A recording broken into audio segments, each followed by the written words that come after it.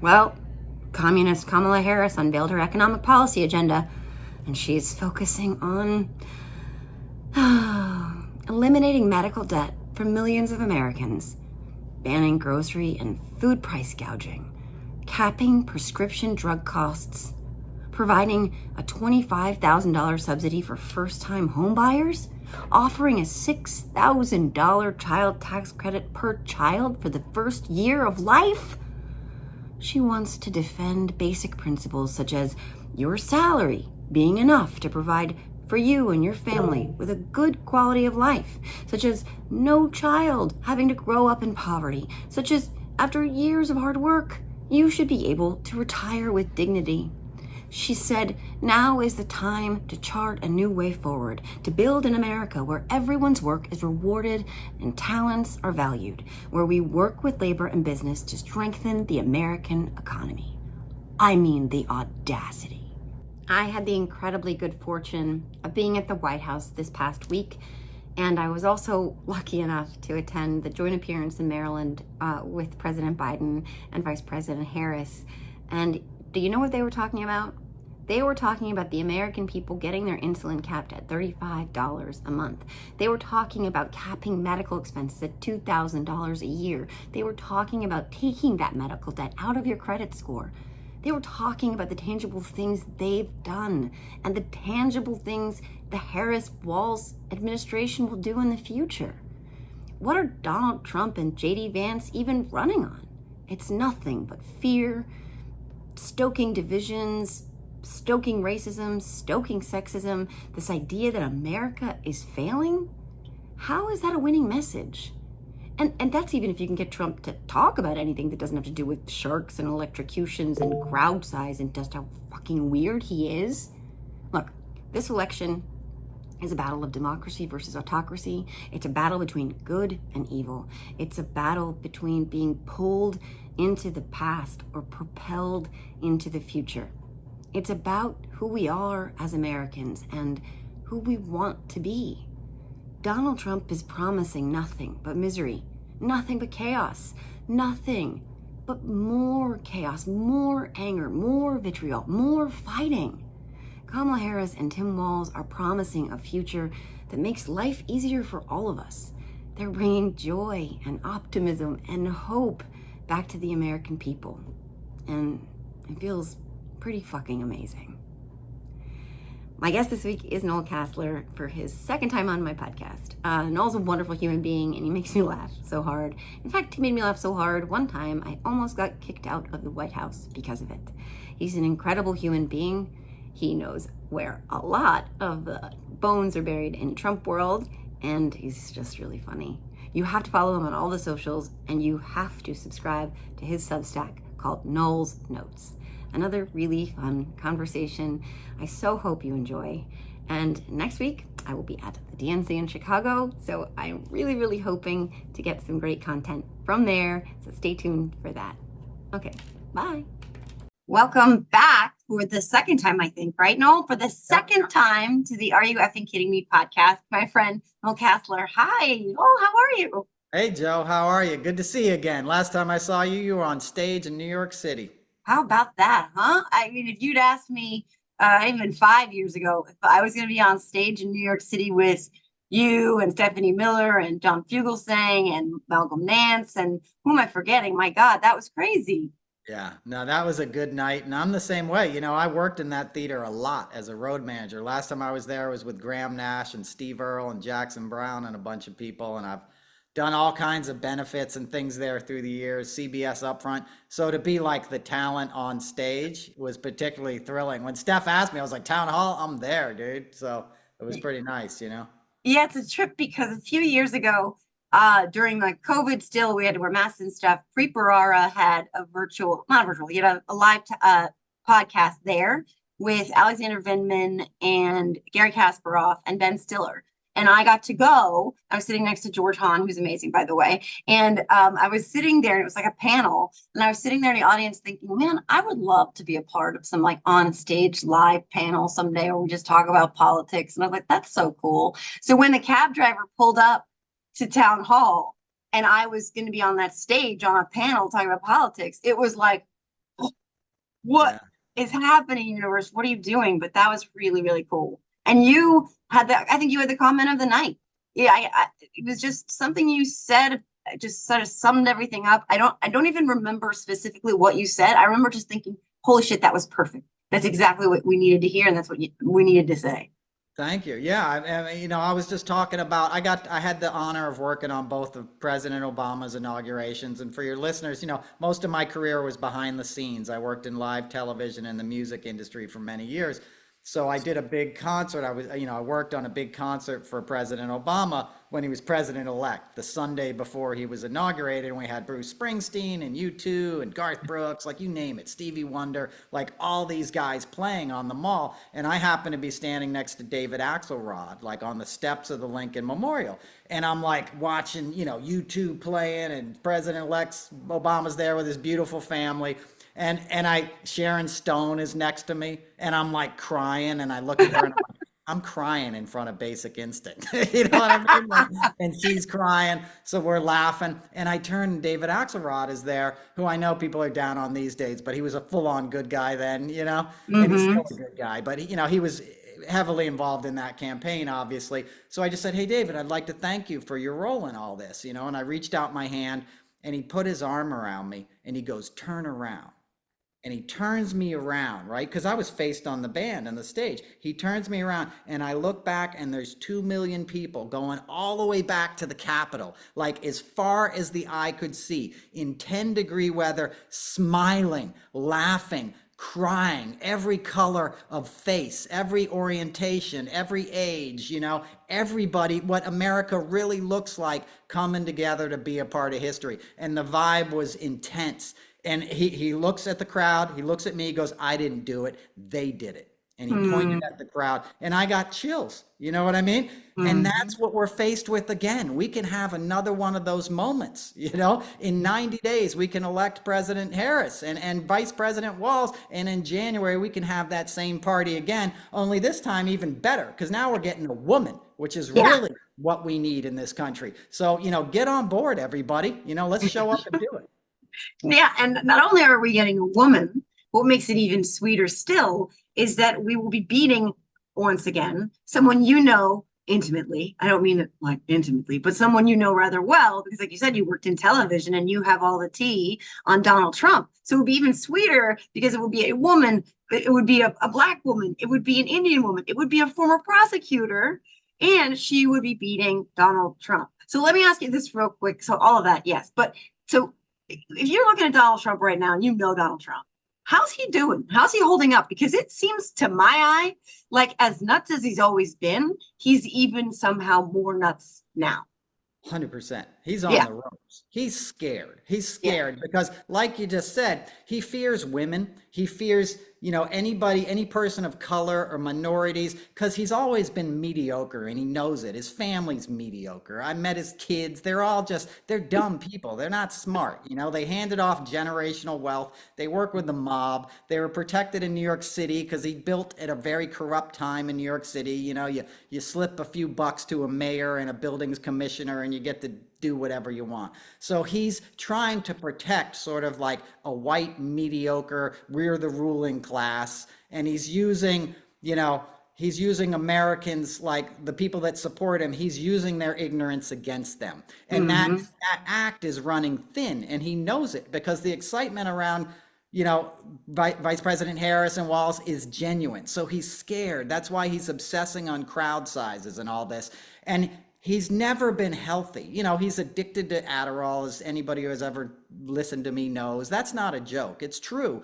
And when you're addicted to something, you're basically trying to cover up your own defects, right? You feel insecure. And Trump is the most insecure, scared person I've ever met, and he knows he's getting his ass kicked. Can I speak that Oh frankly yeah, on yeah. here? Please drop all Yeah. the asses you want. Right. He knows it. I mean, he felt bad losing to Biden. And Biden, was a man beyond impunity, really. He had a 50-year career. He wasn't a criminal. He wasn't corrupt. All of a sudden, he beats Trump's ass, and Trump's like the most corrupt guy ever. Well, if he was so Mm-hmm. corrupt, how come no other Republican called him corrupt for 50 years when he was in D.C., right? He Yeah. wasn't. It was just Trump's ego couldn't accept getting beaten. So if he gets beaten by a woman who happens to be a person of color, which he especially despises, and I could get into specifics because on Celebrity Apprentice, whenever a woman was like leading, he would do all he could to not pick that person as the winner.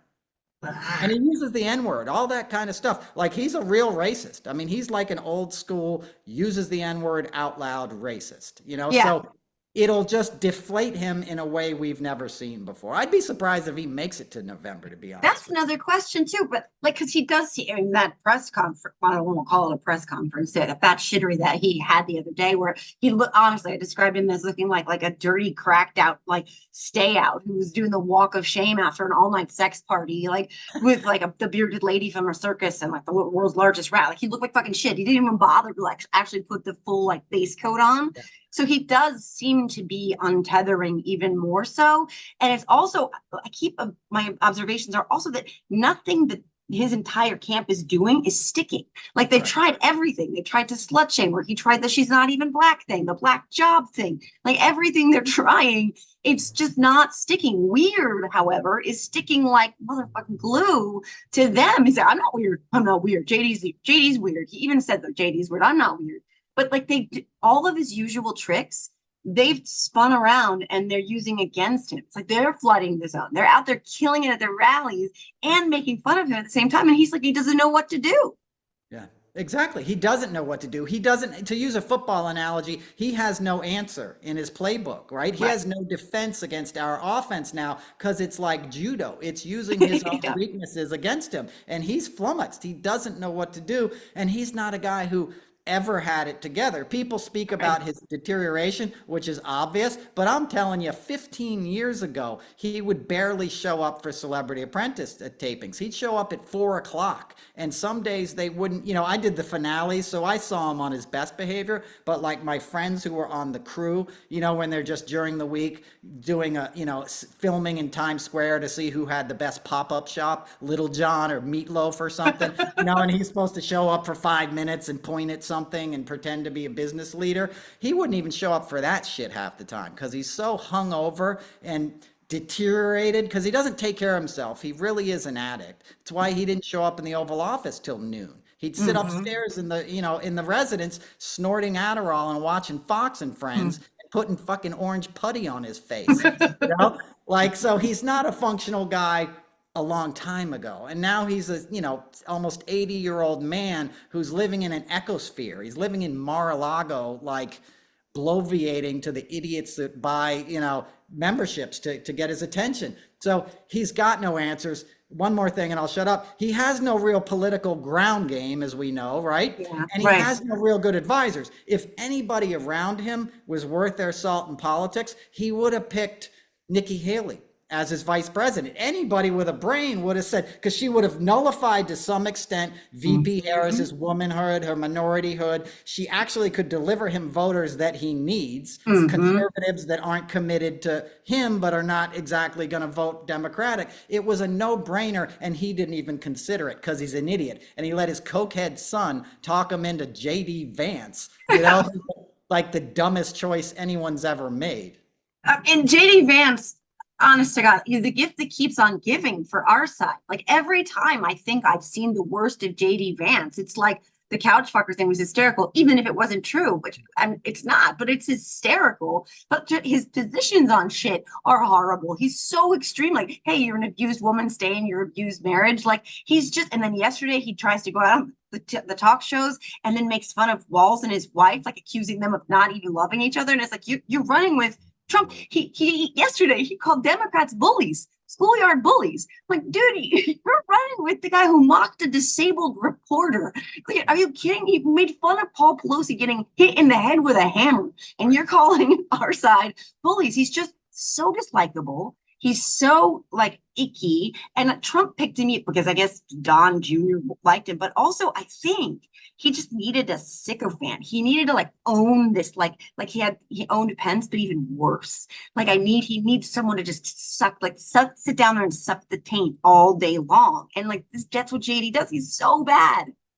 100%. And you nailed it. That's what Trump does. He needs to humiliate other men, right? He needs to sort of emasculate you to be in his world. I shouldn't tell this story. Oh I know no, please do. this Yes, is please tell. nasty, dude. But I remember in the 90s, there's a famous rapper who's come under fire recently, right? Who's a scumbag, and it's come out he's a scumbag. He owned a record company, and like, Oh yeah. you know, Mm-hmm. he in the 90s, the worst story I heard about him was somebody at Viacom told me, one of my colleagues. They said if he hired a new driver, he would make the driver fillet him to prove his loyalty, like a prison kind of gangsta, like you have to do this, you know. And it wasn't about being gay or anything. There's nothing wrong with any of that, but he would do it to humiliate that other man. And Trump is that kind of way. When we did the Celebrity Apprentice, he would have all these tough guys come into the after parties, Chuck Zito and Hell's Angels and all this shit. He needs that toxically masculine, but like completely deferential to him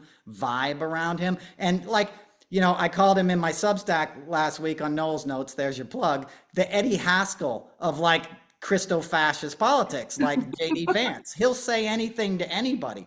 The night Biden stepped down, I was too enraged and emotional and traumatized. It all worked out well, but that night I was very unhappy. So I went out to Sag Harbor and I turned on C-SPAN, and they had an old interview of JD Vance doing his book tour from 2017, and it was like a different person. You know, he was bemused that he had a bestseller. He wasn't a radical right-wing guy. He wasn't a liberal. He was nothing like the man you see now, which shows you he is an invention. And I think that's how Don Jr. was able to sell him to his old man. He said, look, this guy will do what Pence won't. He won't certify the votes. You won't have to try and hang him. He'll be more than happy to do whatever you say. And Trump was in a moment of hubris because he'd just done his assassination attempt, or, you know, promo thing, you know, and that was messed up. Somebody died. But like Trump thought that was it. He thought it was game over. I won. So he listened to Don Jr. and he made the mistake, and now he's stuck with him. And the contrast between Vance and Walz, like it's as if somebody was like, okay, here's Vance, and you guys go out and AI the perfect foil to this guy. Like I want a real American like dad. Like I mean, like a meat and potatoes. Like the whole thing was so funny with his daughter at the fair, and he's like, let's go get a corn dog, and she's like, I don't eat meat, Dad, and he's like, get a turkey corn dog, and she's like, let's still meat, Dad. And he's like, it's Wisconsin, or it's Minnesota. Here, turkey's a vegetable. So funny, like funny, real, like up against Vance, it's night and day. And Walz is also so joyful, but Vance is asked what makes him happy, and he gets mad about the question and never answers it.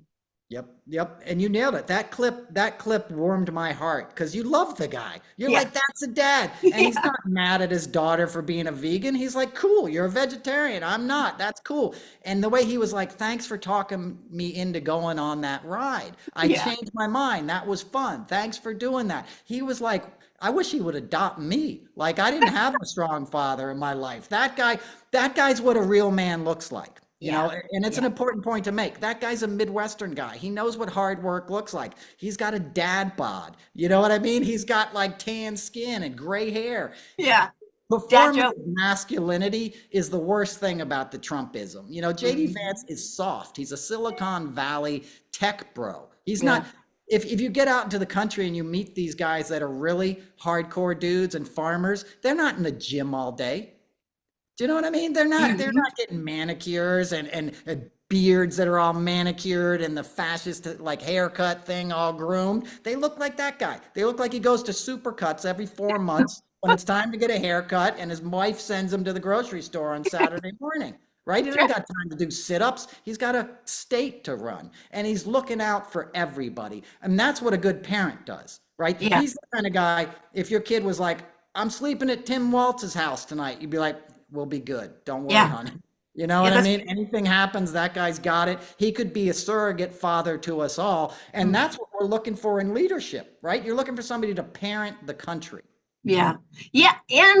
And again, that joyful component to it, because he's always smiling and he's laughing, but he's not like dismissive of things. He's just finding the joy in things. You can feel that he loves this country, and you can feel that Kamala loves this country, and that he brings that to the ticket is so amazing. He's also very comforting, but he's also not afraid to go there and drag them a little bit, because that's where weird came from. It came from walls. And weird, again, weird is so sticky. I'm obsessed with this because they're like, what do we do? What do we do with this? How do we answer this? And it's like they can't really answer it, because what they've always understood as weird with anything that wasn't like them, right? Like, so like anybody who was transgender or drag queen, or anybody who anything was that was different from them, dressed differently, loved differently, worshiped differently, was weird. So now we are applying that to them, because if they want to be in your doctor's office when they're trying to decide like if you're going to have a baby, and like that's weird. They don't know what to do with it, and that was Waltz.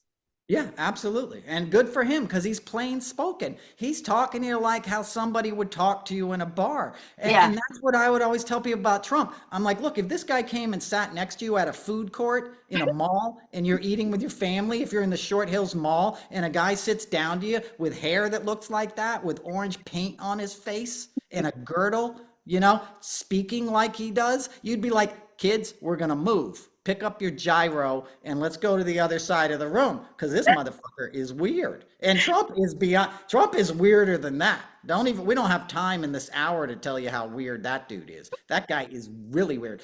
One story for your listeners: when he was president and he had his restaurant in the DC Trump hotel where he would hang out every day. I think they had a John George's or somebody subcontracted a restaurant there. And when he has dinner, he always has to emasculate everybody around him, right? So One time they brought him a shrimp cocktail. He starts every meal with a shrimp cocktail. It doesn't matter. He has to start with a shrimp cocktail. A dude comes over in white gloves and opens a Diet Coke in front of him in the bottle, right? This ritual has to happen. So they put down the shrimp cocktail and they put it down in front of his guests because you have to eat what he's eating too. You don't get to order for yourself, right? So he noticed that he had the same size shrimp as his guests and he freaked out. So standing rule from then on, they would fly in giant tiger prawns from like Asia. So he would have these big giant prawns that aren't even shrimp cocktail, right? Shrimp cocktail is 16, 20 count shrimp, right? For your food. He would have giant prawns sticking out of his glass. So he had the big, his cocktail glass. So he would have bigger shrimp cocktail. Like that's weird, right? Yes. That's not a normal guy. That's so weird. And like we picture like in his little teeny hands. Right, with his tiny fingers and a big old, like, you weird, dude. Like, what is wrong with you? But it's how insecure he is. Because he's a guy who's, he's had issues. He can't read. Like, he did have, like, learning disabilities that probably should have been treated when he was a kid. And his dad was too arrogant to do anything about it because they see that as a weakness, right? And there's no shame in having an issue and dealing with it. That's actually strength. That makes you stronger as a person. Admitting you need help is a sign of strength, not weakness. At the height of COVID, somebody said, do you feel bad about how you handled this? Do you admit some of this is he's like, no, I don't feel bad. It's not my fault. I didn't do anything wrong. That's not a leader.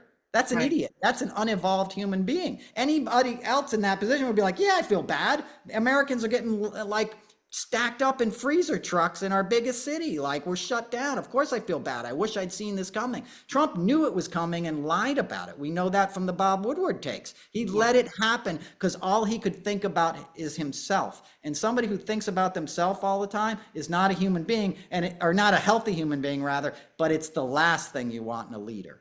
Oh my God, right. Especially in the throes of this, once in a generation horrific global pandemic. I mean, when Jonathan Swan interviewed him and he said, 1,000 Americans are dying a day, and he said, it is what it is. Like it is what it is. He was back to golfing when we hit, I think, 100,000 COVID deaths. He started going back to golfing. I mean, like he's a sociopath, like George Conway said, like all of those labels, like narcissistic, psychopathic, sociopath. Like he's a very unwell dude. And like with the food thing, it's just such a creepy like reminder of how everything is hyper focused on me first, like that they even frame it as America first. Nothing about anything in his orbit is about anybody or anything being before him, no matter what that means. If it means people die, if it means people eat teeny tiny shrimp, if it means Chris Christie eats the meatloaf, if it means turning on your own kids, right? He'll do anything. It's always Trump first. 100%. People forget this, but the first large scale public event in 2020 was a Trump rally in Tulsa, Oklahoma, because he was Okay. bouncing off the walls and everything was shut down. You couldn't go to concerts, you couldn't go to a movie theater, you couldn't go to the mall. And Trump made an event for himself in Tulsa, and that dude died. Like the Republican guy Oh, died, whose name yeah. is escaping me right now. The Yeah. The guy who said COVID wasn't real. Yeah, yeah, Black yeah. guy. Well, I Can't guess remember his he name. found Yeah. out, and that's not funny. But one of his own supporters died, and like something like a couple dozen agents got sick, Secret Service agents. Mhm. That was the first big event back. Long before it was healthy enough to be having public gatherings, Trump had them because he couldn't sit still, and he needed the adulation from the crowd. Yeah, right. And they almost killed Chris Christie, to get back to Chris Christie and Right. Milo, but they almost killed Chris Christie because he had that super spreader for Amy Coney Barrett. And they did the map, and it was like this person had to give it to that person, of the crowd. And Chris Christie nearly died because he Yeah. got so sick. But he also got so sick from, I think, the debate prep, which is another thing. These people were willing to put their lives at risk because Trump lied. Well, he lied to them and didn't tell anybody that he had freaking COVID when he was at the Yeah. debate. Yeah. He But showed let's up. He showed up and debated Biden with COVID, and his family showed up late so they didn't have to be tested, which tells me somebody in his orbit knew he had COVID. Oh, 100%. So let's contrast that, right? So because I know there's a couple of things I want to talk about real fast, but let's contrast Trump only ever being motivated by himself and his own needs with Joe Biden and what we've all been through collectively as a country. You and I know we share a lot of the same feelings. You talked about this on Noel's notes on Substack. You and I, before we started recording, I want to get up to that too, because I talked about how I had to take a break from posting on Substack related to all of this. But let's contrast Joe Biden's selflessness and what he's done in this moment with Trump. Like, let's just focus on Joe Biden for a minute and his selflessness and everything we've been through, not how you feel going through it and right now. Yeah, I think he did a wonderful service not only to the Democratic Party, right? Not only to our nation, but it was a wonderful example to future generations. He gave up power, something very few people have ever done in our political history, right? And when he still felt like he could have done the job, and I tend to agree. I like the policies. I think they were working. I don't think a president is hired to bring in the crops in the fall. You know what I mean? Like, what do people expect this guy to do? He has a staff, dude. You're paying him to make decisions that you don't see behind closed doors. Right. I guarantee you he wakes up for that. You know what I mean? I don't care if he goes to bed at 8 at night. Matter of fact, I'd like a president to go to bed at 8 at night, right? They'll wake him up if it's popping off. Whereas Yeah. Trump put a lock on the resident's door, at least attempted to. I don't know if they ever let him do. But that's who Biden is. He's a selfless guy because he has faith, right? He knows he's serving something bigger than himself. And he knows that because he's suffered, right? He lost his sons. He lost his wife and his daughter, right? He knows what it feels like to lose something, and he knows what it's like to not have somebody looking out for you. And I think he guided, led from that place, from a place of empathy and caring.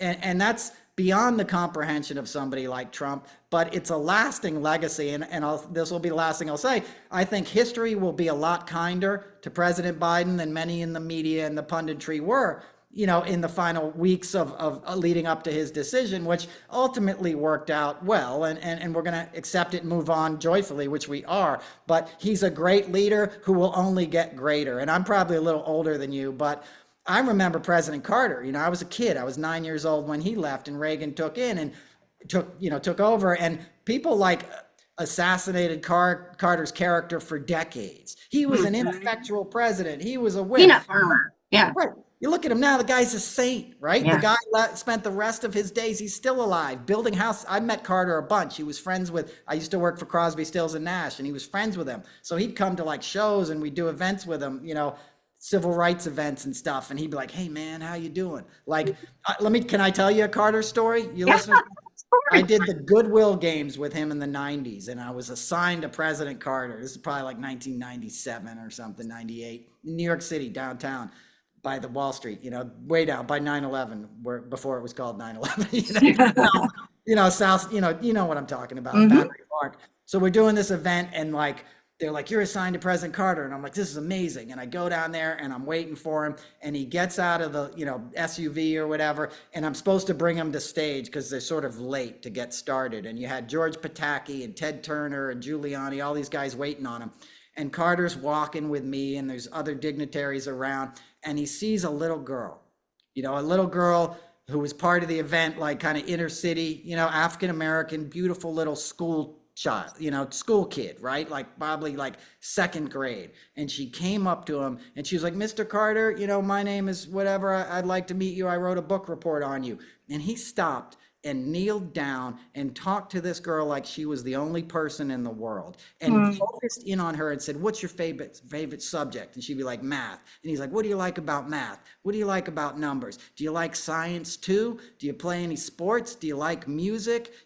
What do you do for fun on the weekends? He like was zoning in on this girl and finding everything else about her and engaging with her in a way there was nobody else in the world. And I was like having to rush him because in my ear, I got the earpiece and they're like, hey, get him to stage. What are you doing? Like, we got to go live. And I was like, he's talking to a kid, Yeah. I noticed the same thing in Biden is the point I'm trying to make. It was the same sort of vibe, and Vice President Harris has that same thing too. There's a clip recently of her talking to a little girl I saw on the internet. And she was like, hey, calm down for a second. Stop giggling. I need you to know you can do anything you want to do in this life. You're special and you're loved and you can achieve anything you set your mind to, which was essentially what Carter was saying to this little girl, which is what a leader does, especially to any other big president or CEO would have walked right by this kid. They would have said, yeah, I'm busy. Whatever, kid. Yeah, here, I'll sign it. Keep moving.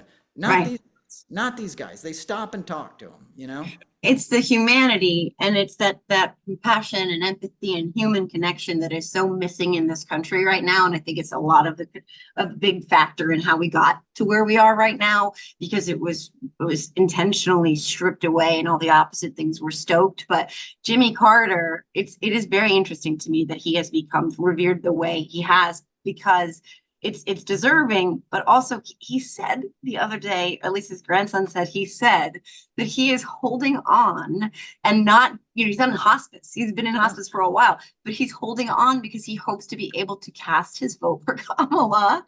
And like, that was like so inspiring to me. I mean, this is a man who's talked about like the tapestry of America and us looking like the way we would naturally look, because this is what happens. Societies adapt and change and evolve. And Jimmy Carter saw that. And he was just asking us to like lean into that. And right, you're so right about Joe and about Kamala in that regard as well. And I just wanted to follow that back up with this other thing that I was going to mention when you were talking about Joe Biden, just doing the work and doing the job. When he had COVID, when they said he couldn't do it, that he couldn't, he couldn't govern anymore after the debate.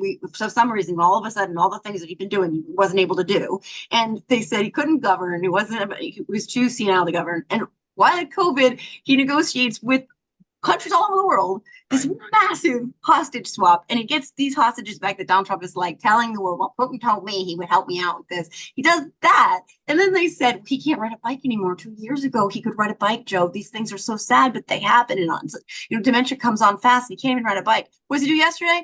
He's out riding a bike. And I think it's amazing because I agree with you.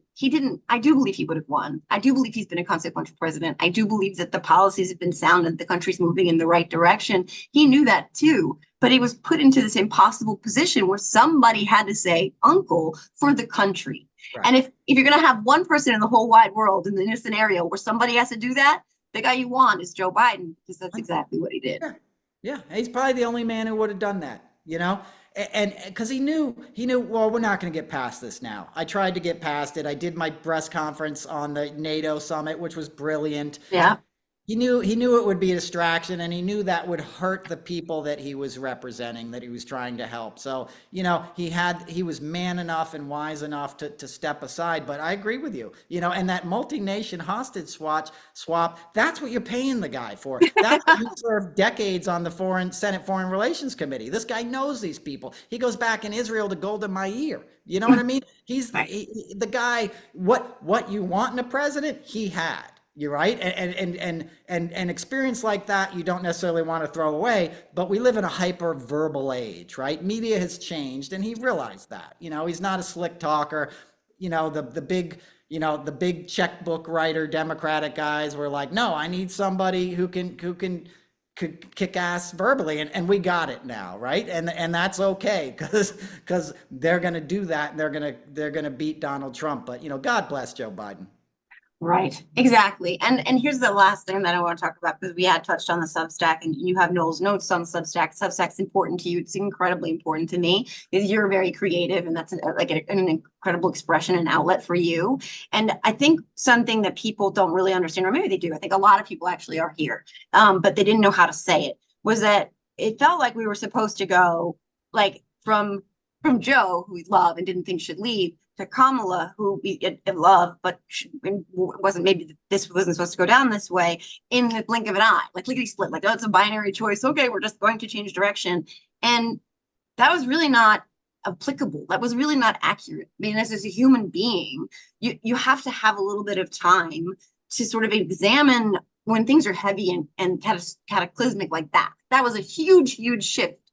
And a lot of us really, really love the man. So for me personally on Substack, I'm pretty prolific, but I couldn't go on there as a human being and try to convey something that I didn't have a hold of myself succinctly. It just didn't feel right, because I was still very much processing, and I'm still very much processing, but I have a better hold on it now. Once Walsh joined the ticket, some kind of piece fell into where it was needed to be for me, where the puzzles just looked more complete, and I was able to get my brain around a little bit better.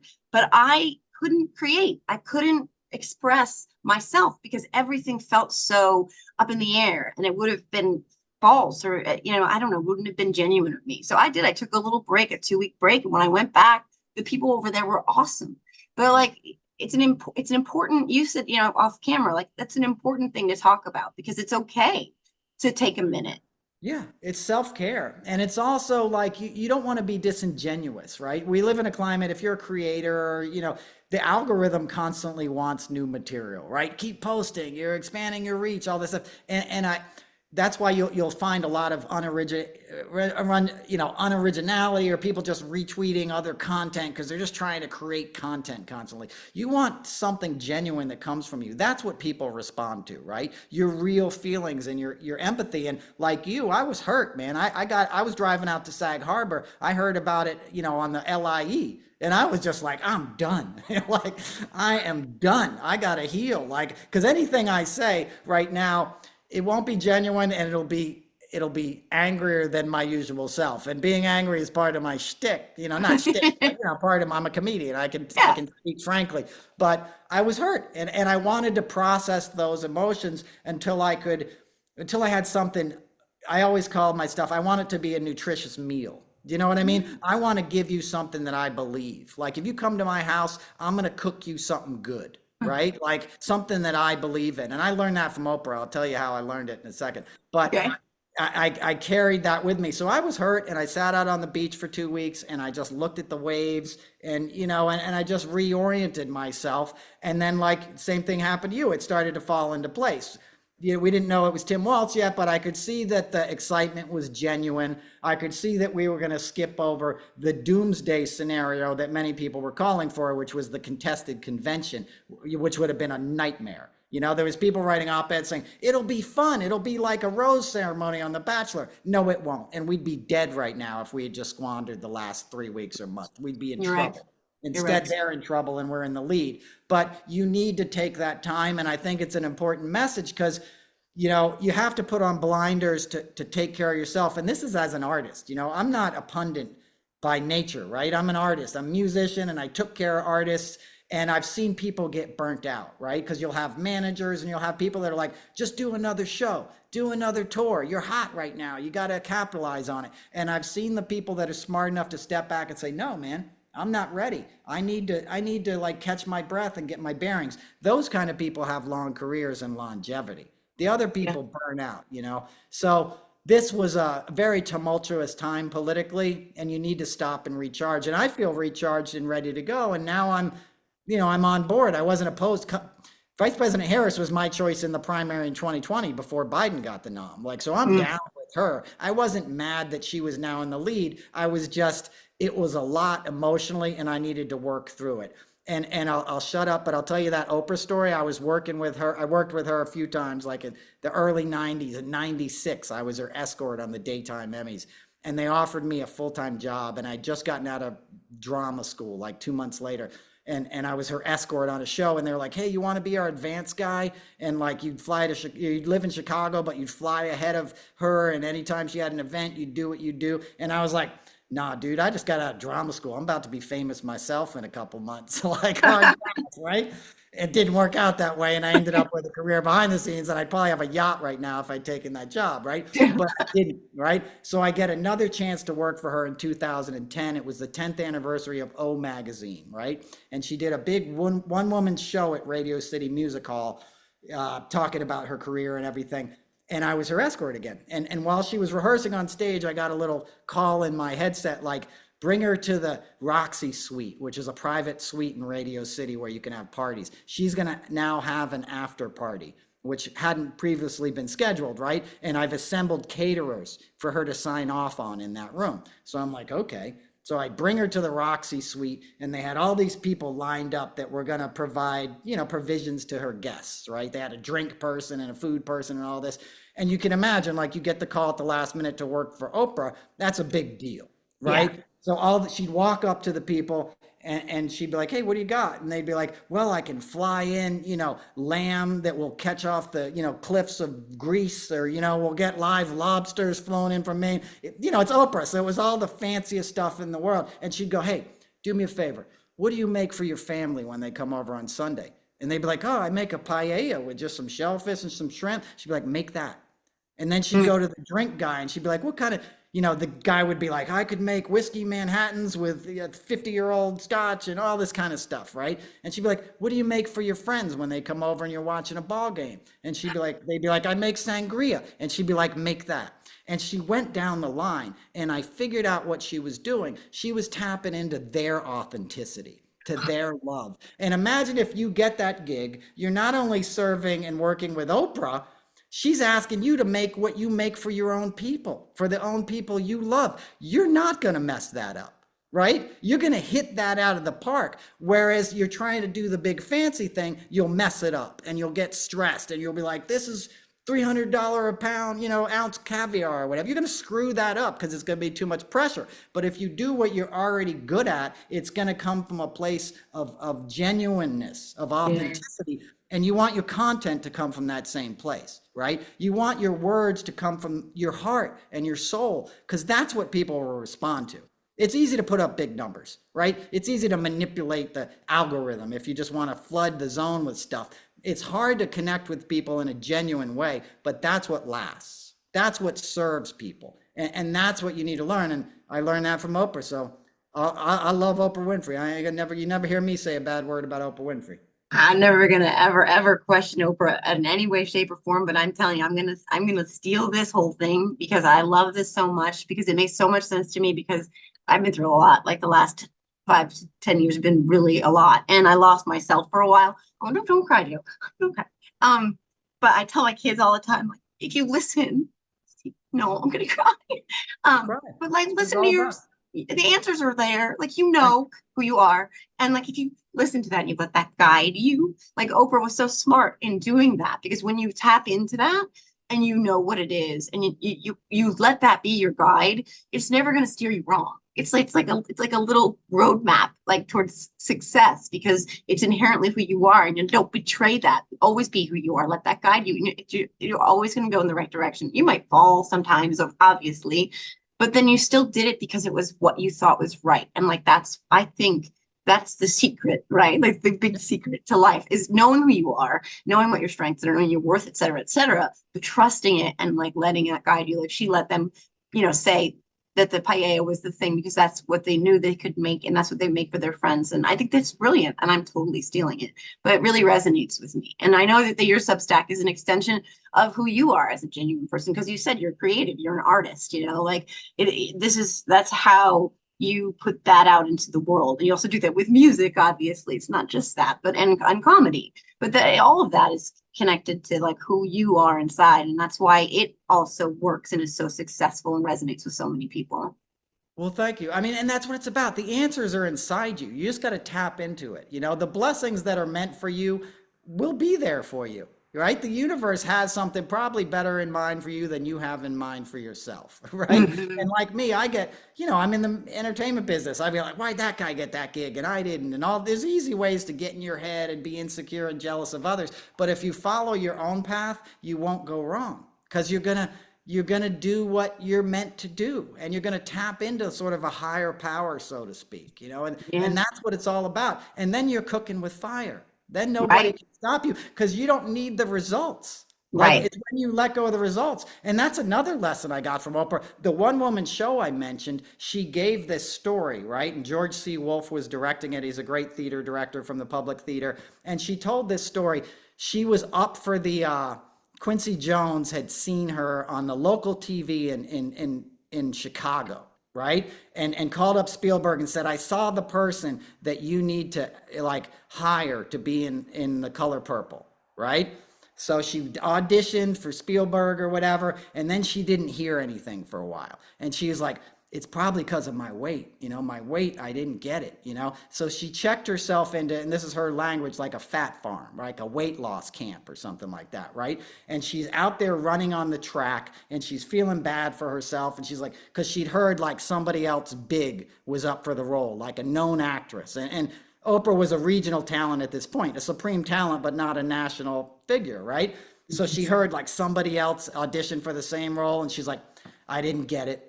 I'm not going to get this part. I can't compete with whatever her name is. And she was getting really angry and thinking about, or, really upset and thinking about herself and walking around this track. And then finally she had a revelation, and she said, you know what? If I don't get that part, it wasn't meant for me.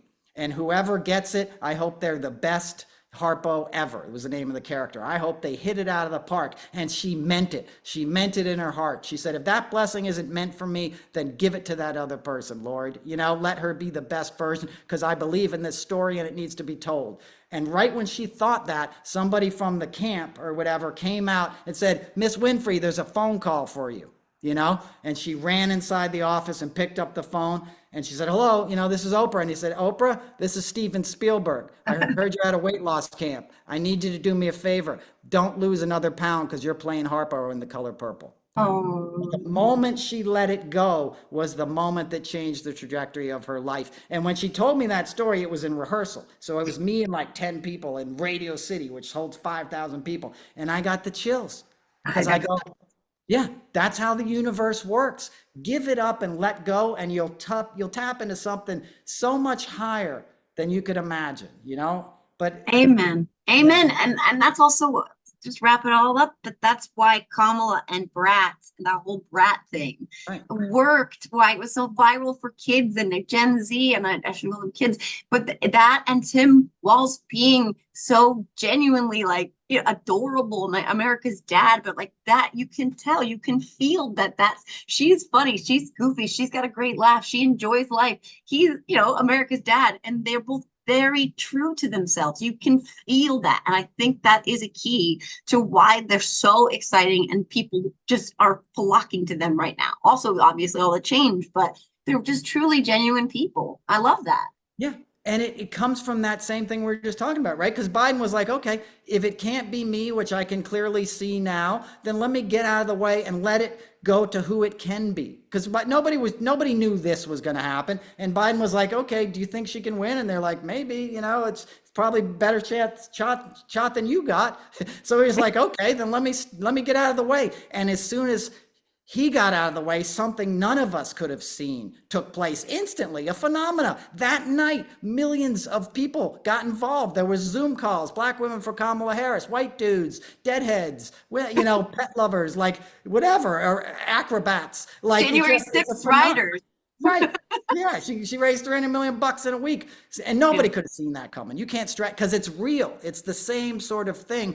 And I think that's what the country needs. We need healing. We've been through trauma. We've been through darkness for 8 years, not just the pandemic, but the vitriol and the divisiveness of the Trump era. We're all hurting from that. Kids, they didn't get to graduate high school. They didn't get to have what the rest of us had, because this this, circumstance of our time, and we all need to heal that. And you heal with compassion and empathy and light and positivity, and you let the next generation take their place and drag us along, and they're going to do it. You're not going to take this election away from them, I promise you.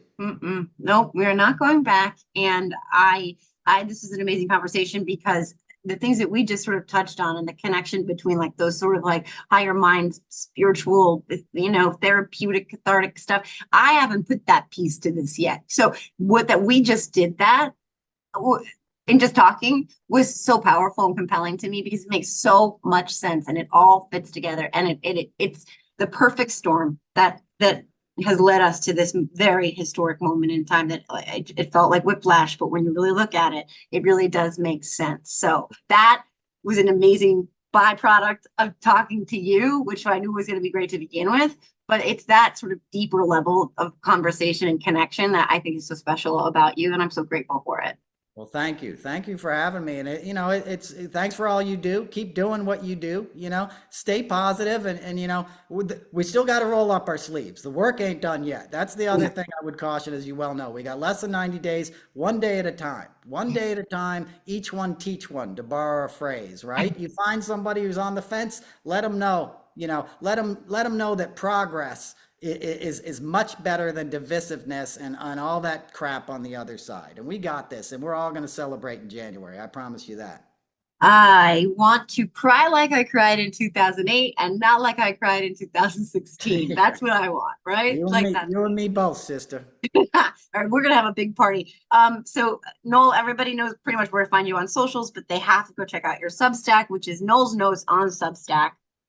Right. Absolutely. What else are you working on? Noel's Notes on Substack. I do my podcast on YouTube. People have been watching that. I get a little deeper into the spiritual stuff because, obviously I was like talking about Trump a lot and behind the scenes, but I'm ready to back off from that too. There's nothing new to say about that. It's the same old shtick over and over with him. You know who he is by now. Don't give him as much oxygen, I would tell everybody. It's like he's desperate, right? He's going to be on X tonight and all this crap. They're desperate. Let them be desperate. Let them be on the ropes. Move towards the light. Go out and volunteer. Do what you can for Kamala Harris and Tim Walz, and we're going to win this thing. We're going to win this thing. Well, Noel Casler, I have now met you in person twice. You almost got me kicked out of the White House for making a masturbator joke. And we were up to some more good trouble in New York last week. And I'm so grateful to have you in my orbit, in my life. You really enrich everything for me so much, because this component, this emotional component, this part of the conversation that people aren't having, like that psychological component is so important. So I'm so grateful for you for that. I could gush all day long, and I don't mean that in a sexual way, because that's weird, but I have to say something inappropriate, and nice. There it is. I like it. Now I'm blushing. Well, I didn't get you almost kicked out of the White House by saying it, but yeah. Thanks for that. So thank you so much, Noel. I'm the biggest fan. And that concludes this episode of the Are You Effing Kidding Me podcast. Once again, thank you to Noel Casler, my dear friend, who I just think is one of the most special people out there. So thanks again, Noel. And thanks everybody for watching and for listening. And we'll see you guys next week. Oh, and let's win this thing. Right, Noel? Do it. Vote. Vote blue.